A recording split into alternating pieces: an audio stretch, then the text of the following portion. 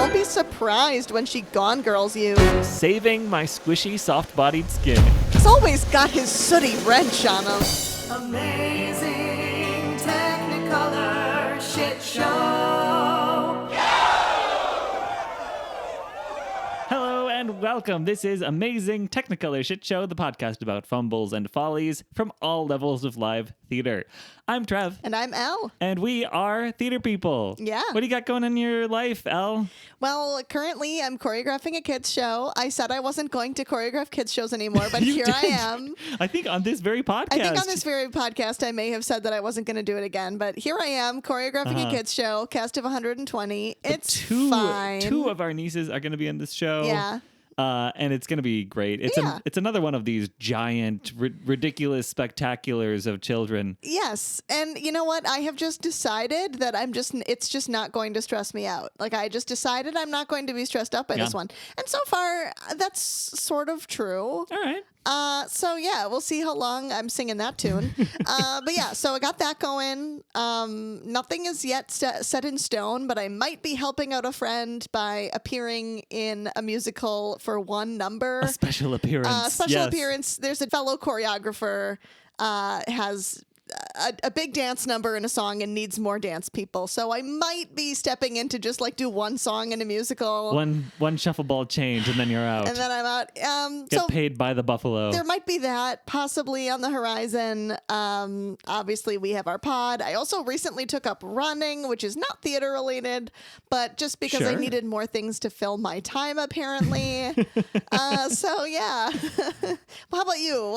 Tell us what's all going on in your theater life. Yeah, well, today I was in this meeting. So we're redoing our community theater website, which is exciting. Yeah. But will take a lot of work. Luckily, we've got some amazing people working on that. Mostly one amazing person. Shout out Zachary if you ever. I don't know if you listen to this. Yeah. But yeah, it sort of reminds me of how cool a theater community is when people come together and bring their unique skills to the table. You know, somebody who is not interested in appearing on stage, but who just is part of the community and wants to, you know, exercise his particular set of skills, his very specific set of skills, to if you will. Out. Yes, exactly. And also I'm apparently going to be a treasurer now. Listeners of the podcast will know that I'm on the board for the community theater in town, and our treasurer is leaving the board. So either on an interim basis or maybe forever. I am going to be the treasurer. Trevor the treasurer. Wow. The treasurer. Trevor the treasurer. I am going to be the treasurer. So learning how to use QuickBooks online and all that wonderful jazz. Well, these are all good skills for you to have. True. Yeah, absolutely. I can do our books. Well, you already do our taxes. I do our books. And you already do most of our books. Yes. Well, then I can do the books for Amazing Technicolor Shit Show LLC. Yes. To be determined profit company. Yeah, if we get enough, listeners and sponsors and wait for those merch sales to kick off. Yeah, okay, but to be honest, I would really love it if we had like a sweatshirt, like an Amazing Technicolor Shit Show sweatshirt. I would love that too. Okay, listeners, the few and the mighty and the proud, give us a heads up. Send us an email if you would like to purchase some merch. Yeah. Because we want to know what kind of merch you want. Do you want like a coffee mug with our logo on it? Or do you want like a sweatshirt or like, a baseball cap? I don't know. What do you want? So send us an email at amazingtechnicolorshow@gmail.com and tell us if you would or wouldn't be interested in buying merch. Yeah, our receptionist will get back to you with our availability for talking about licensing opportunities. Yes. Places. Thank you, Places.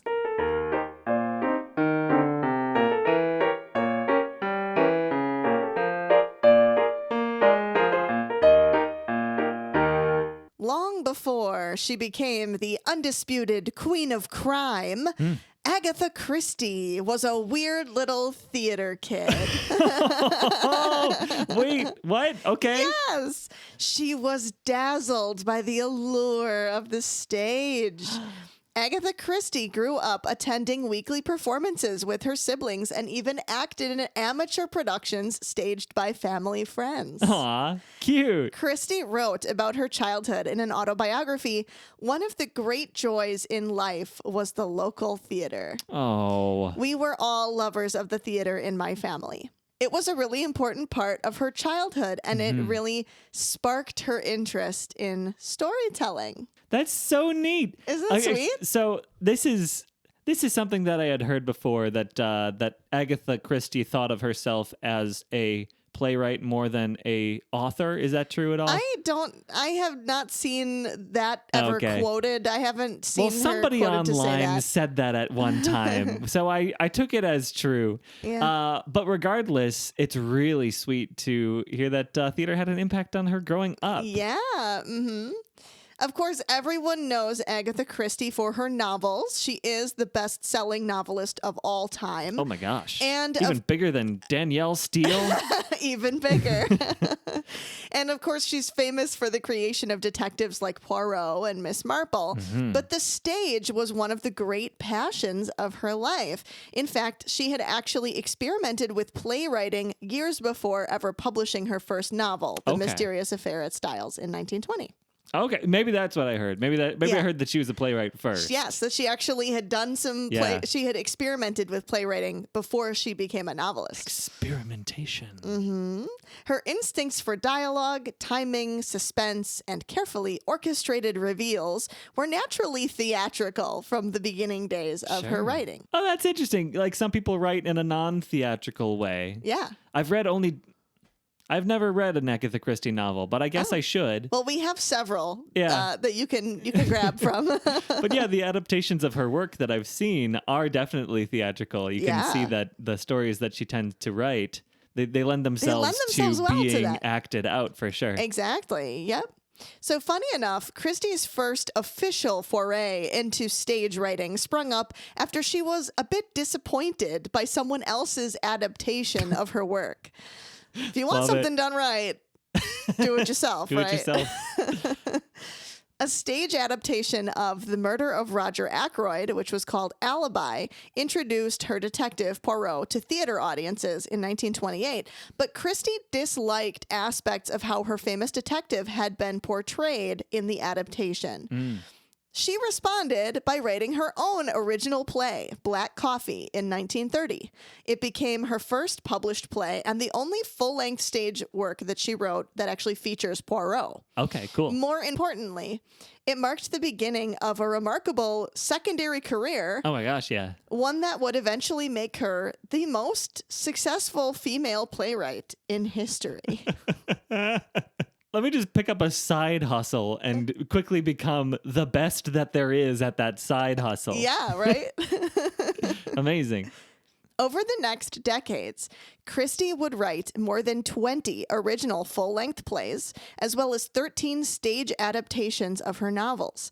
Unlike many novelists who struggled to adapt their work for live audiences, she seemed to naturally understand instinctively how theater needs to breathe. Cool, yeah. When put on stage, her mysteries became leaner, sharper, and intensely audience-focused. Oh my gosh, like adapting a book into a play it seems like a very difficult thing to do. Oh, yeah. Or like adapting a movie into play when you're working with a different kind of genre. A different type of writing, for sure. Yeah, a different modality to your story. You would think that it has to be... somebody would have to be a master of both crafts to do that as well as Agatha Christie must have done. Really? Because a lot of what she had to do was really like tighten it up. Yeah. So with her novels, obviously there's so much room to expand. And then bringing it to the stage, she had to really crisp up a lot of, plot points and, remove a couple characters, remove a couple red herrings. She had to make it a lot tighter and a lot crisper. Oh, interesting. Yeah. But she really understood the necessary timing to make suspicion spread through the audience. And she understood the timing needed to really deliver the drama of a delicious final reveal, delivered under the hot stage light. She really understood the drama. Cool. So then came The Mousetrap. Originally written as a short radio drama called Three Blind Mice, the story evolved into a full stage production that opened in London's West End in 1952. No one could have predicted what followed. The Mousetrap became the longest-running play in theater history, Right. continuing decade after decade while audiences obediently honored the tradition of not revealing the ending. Oh my gosh, yeah. Even when the production transferred theaters in 1974, it famously did so without ever missing a performance. So The Mousetrap is still running, and it has been since 1952. Wait, really? Yes. Oh my gosh. That's cool. So this is Yeah. like worldwide, the show that's been running the longest Yes, amount of time. it's The Mousetrap. Yeah, because usually when we talk about, longest running shows, we're talking about Broadway specifically because, Yes. we're Americans, so we only think about us. Yes. But of course, there are going to be some longer standing records in the city that sleeps sometimes in London.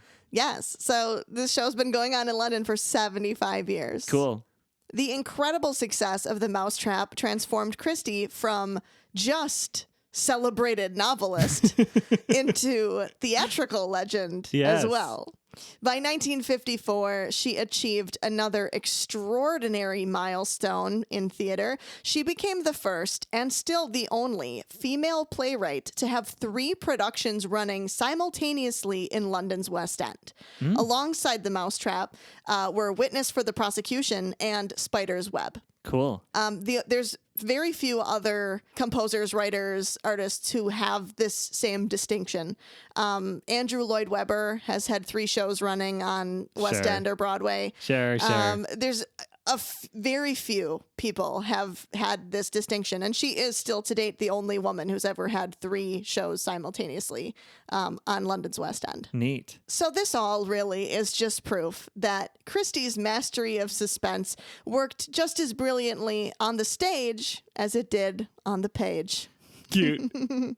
I'm trying to think of what the British version of an EGOT would be, and it's like an Olivier Yeah. and like a Nobel Prize in Literature. Uh-huh. So like you could have a no or an on. And what else? Do they have Grammys and or something akin to the Grammys? Something akin to the Oscars? I'm sure they have BAFTAs. BAFTAs. Right? You They have could the get a knob. Well, we'll see when Agatha Christie gets a knob. Come talk to me. Yeah. Well, what an amazing woman! It's really fun to see where when people are multi-talented like that. Yeah. They understand all sides of the coin. Yes. I wonder if she ever acted. Well, I mean, she did when she was little, but I don't Yeah. know if she ever did as an adult. But, today, if Agatha Christie was alive today, she would totally be, appearing as like a guest judge in all kinds of sure. contest shows. And, she'd Contest be... shows? I don't know. I thought that she was very famously a little hermited away in She's a little stuffy. in the latter of her life. Oh, yeah. Well, I mean, she did famously have that little, her little week-long disappearance. Right. You told me about this. Yes. So, I mean, Maybe I guess... it was all an act. She was just moonlighting as an actress on the other side of the world. Maybe. No, she had kind of a tough time. She lost her mother and her husband asked for a divorce, like all within a pretty short amount of time. Yikes. And so she disappeared for a little while, and her car was discovered like far away, and of course people were thinking like maybe it was her husband, and so like there was some suspicion. People were like worried that her husband might have done her in, but turns out she was actually found under an alias, under a different name at a hotel like a couple 100 miles away from her house. Well, that's a very mystery author thing to do. Right. And of course, then it was rumored that she might have had amnesia during this whole affair because she never really explained it. Yeah. So honestly, I'm sure what probably happened was she was having a really tough time and she just like needed to get away. That you know, husband, though, talk about a whiff. yeah, Talk about a real putz. yeah.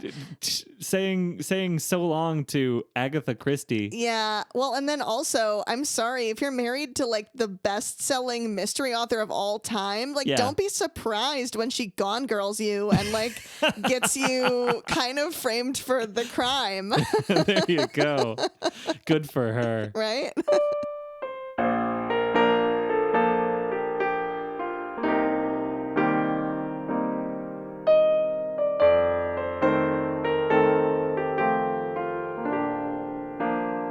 The story comes to us from Stage Danager, Ooh. our friend Daniel, who is our stage manager on the show. Who appears behind you there. Thank you, Dan.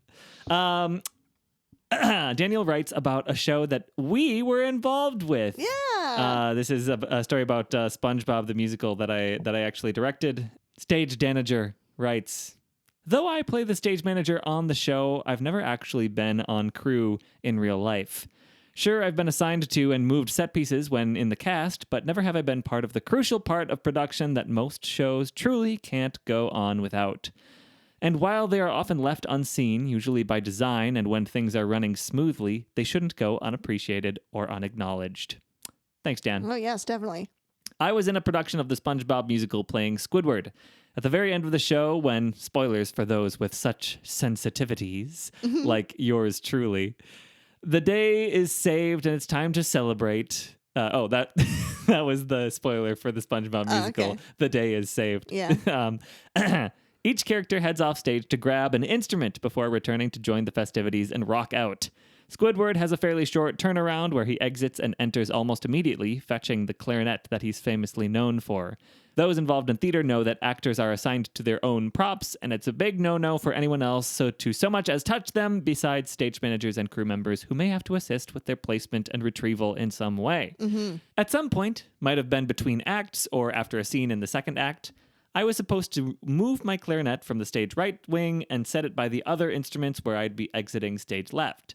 I usually did so consistently and without a hitch, and the crew member assigned to the instruments stage left would be waiting for us with instrument box in hand as we all made our exit and returned to finale glory. Mm-hmm. One day, although an octopus has 9 brains, all of them must have farted and I forgot to make the switch. Oh, no! In my defense, with my costume, I did only have 6 legs. With my costume, I did only have 6 limbs, counting my arms, so I was short too. Thankfully, I was nearly none the wiser as that breathless, stalwart crew member handed me my clarinet exactly on time and without me missing a beat.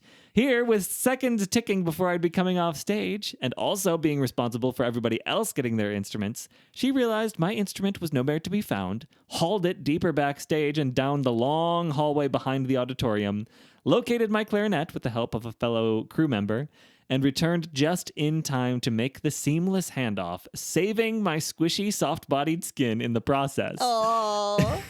SpongeBob had said something on stage to the effect of, Squidward, you'll be on clarinet, of course. So yeah, you really needed it. A big deal. Yeah. The story illustrates just one moment among many large and small where crew are an integral part of any show. When it comes to a stage production, everyone is necessary. I'm so appreciative for all I've been fortunate enough to be a part of a show with, and would just like to end this particular story and instance in saying, thanks, Blair. Aww. Yay! Aw, great job, Blair. That's so fun. Yeah, very fun. Oh my gosh. Woo! It's a good thing he avoided having a real tentacle spectacle out there. Hey, nice. Leaving his instrument behind. Oh my gosh. What a complicated show. In a show like that, I directed this show, the SpongeBob musical. To anybody in the audience who's considering putting on a production of the SpongeBob musical, know that the prop list is over 200 items long. Yeah. It is a monster of a show. Yeah. And that's different props. That's not Yes. like 20 jellyfish umbrellas being 20 things. No. 200 different props. Yes. Woo! It's It was insane. a wild time. And it's really technical. Like there's so many technical effects and like special little moments, and that is like a wildly technical show. Oh my gosh, yeah. It was an amazing crew for that show. Yeah, it was the a lights blast. lights were solid. All the tech was awesome. I Yes. loved well, some of the tech was awesome. We don't have to go into it. No. We don't tell stories from our. We don't tell stories from our own experiences that are bad drama. We want to hear everyone else's bad drama, though, that we That's can true. anonymize it. Send us your bad drama. Okay, but really, though, we would love some spicy drama. That's right. Please, honestly. Yeah, send us your spicy show drama. We'll anonymize everything. We'll just pretend you live in South Dakota. Honestly, Unless, maybe of course, you do live in South there, Dakota. in which yeah. case we'll tell them that you live in Vermont. 5 minutes. Thank you, Five.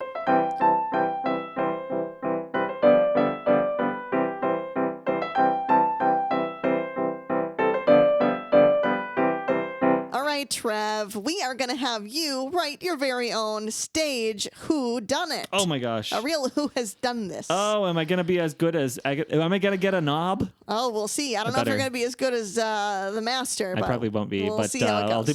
do my best. All right.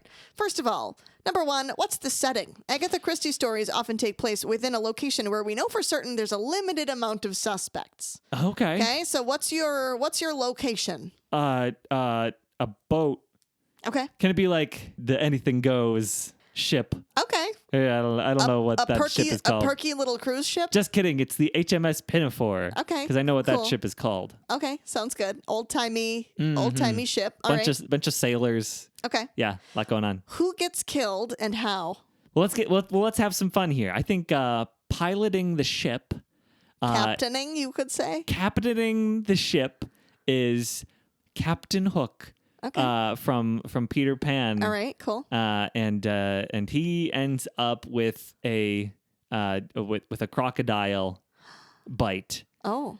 But the crocodile was like a murder weapon. You know, Okay. who let the crocodile in? Okay, it's That's not the crocodile that's the killer. The crocodile is the murder weapon. who let the crocs out? Who, Okay. Who? Okay. Yeah. Okay. Interesting. All right. Name 5 possible suspects. This is 5 people on the ship and how they're connected to the deceased. Oh my and gosh. Why they're here on this ship. Okay, cool. Mm-hmm. Okay. Are we just gonna do theater characters at this point? I mean, if you've already committed to it, I feel like you might as well just double down. All right, I'm doubling down. Okay. Andrew Lloyd Webber is there. Okay. Cool. And he. Do they all have like a motive? I think they all have to have some kind of connection. They've got to have a connection. Yeah. Well. Yeah, or some reason why they're on the boat. Well, Andrew Lloyd Webber was there doing research for his version of Peter Pan because he wanted to write a musical of Peter Pan, and so he was getting really close, and he was following Captain Hook Shadowing everywhere. him around. Yeah, Okay. he was getting kind of creepy. Okay. He was getting a little much. Okay. Let's see who else is there. Tinkerbell is probably there. Yeah. But she's too small. She can't open the latch of the crocodile's cage to let him though out. she be but little. I'm thinking the alligator might have had a friend. Like, there's got to be a show about reptiles, or let's just say Zazu. Okay. Zazu was flying along. All right. And Zazu is trying to rise up in the ranks of political power. So he's got a motive to try to overthrow this situation that's going on here. All right. Miss Hannigan is there. Yeah. Because Captain Hook had just donated a bunch of money to a rivaling orphanage, so there might be some revenge at play. Okay, yeah, love that. And let's get broader. The gentleman caller from Glass Menagerie is nice. there, and he works in a factory, and he's sad, so he wants more money. And Captain Hook had those riches. Mysterious. We don't know a whole lot about him. I love that. Love a mysterious absolutely. character. He's the dark horse. Nobody know. He's gonna be like the one that you think it's. You think it's a, them, a but lot it's of not. the early evidence points to Tom, the gentleman caller. Yeah. No wait, Tom is the brother. Tom is the son. Whatever his name Whatever is, the his gentleman name caller. And there's Angela Lansbury. Oh, I love that. Love that she's there. And she As Mrs. Potts or she as walks up. No. Just as herself. It's herself. Okay. She just got done with MAME or whatever. Yeah. And she is very nosy about the mystery, and she keeps trying to solve it. Oh, wow. And Classic. she keeps poking her little nose where it don't belong. Okay, love that. All right, you're up to 5 wonderful possible Okay, suspects. good, Love good. this. Who is the detective that comes onto the case? Or is it one of your suspects? Why are they there? Well, although Angela Lansbury keeps trying to be the detective, the one who starts putting the pieces together, I think, it's got to be somebody who knows their way around a ship. An iconic sailor. Yeah. There's not a ton of sailors in theater, but I guess Anthony from Sweeney Todd comes to mind. Oh, he's a good sailor. He's a sailor. Is he smart enough? Does he have the chops? The hot-blooded young sailor. Yeah, well, I think, all right, he's hot-blooded. He's Yeah. young. He's He might be plucky. able to. He's plucky. Yeah. But he's he's really going to be like the second in command. He's like the note taker. He's the He's the Watson. Watson. Yeah. Yep. And the real what we didn't actually do anything goes. Yeah. So what's Sutton Foster's name? I can't think of it. She's Reno Sweeney. Yes, Reno Sweeney. There She we can go. make it happen. Yeah. So Reno Sweeney. She's real plucky. She she's knows her way around a ship. Okay. Hot-blooded young sailor. Those are Yeah. the 3 things that You we have need. to be. So Reno Sweeney's the detective. Okay. She'd be incredible. She would be She a will great dance detective. the lies right out of their Yeah, mouths okay. and figure out the truth. Yep. Assisted by Anthony Yeah. from Sweeney Todd. And who's always just like, starstruck at all the pretty ladies on board. Okay. All right. Now what I need you to give me is at least one red herring. This is a clue that leads the audience into suspecting one person, but it's not the real crime. Yeah, Not well, the real there's motive. like a the door was opened with a sooty wrench. Oh, and like okay. this is something that Mr. Gentleman Caller uses at his work in He's the always factory. got his sooty wrench on him. Doesn't he all work the in a time. factory? I think we're just pretending that that's the case. Yeah. And there's this sooty wrench, He has but this sooty wrench. Okay. and his fingerprints are They're all all sooty, over it. so it's all over it. But Okay. it turns out that it was taken from his room. Okay. And somebody saw him not have his wrench later on, so he's Okay. cleared. Okay. He gets cleared early right. on. So who actually did it? It's gotta be Andrew Lloyd Webber. Yeah. I think that, he clears his name early on just because he's got so much riding on his reputation. He's just got a lot of clout. And yeah. what would he need out of killing Captain Hook? Yeah. But as Reno Sweeney, it dances. She dances her way through this climactic ending scene where she sits everybody down. Yeah. And she taps out all of their alibis. Yeah. And then she stops at Andrew Lloyd Webber and she says, "You have been so interested in this case and in this man, in this guy, Captain Hook." And she realizes that he said something incriminating about where he was doing his writing, and she found the paper that he planned, that he was writing, and it was all blank. He wasn't writing anything. He never planned to do a Peter Pan musical. It was never part of his thoughts. He was just trying to learn Captain Hook's ins and outs and case the joint So that he could plot a murder. so that he could sneak into the gentleman caller's room, Steal the sooty wrench. use a glove to steal the sooty wrench, and bash open the door for the alligator to come through. And tick-tock, manch, Captain Hook is no more. All right. Was there a reason that he wanted Hook dead? Yeah, I think Money? I think it was petty. I think that Captain Hook was in his younger life. Captain Hook was an intern working on research for Joseph and the Amazing Technicolor Dreamcoat. All right. And Captain Hook was like embezzling or something. Okay.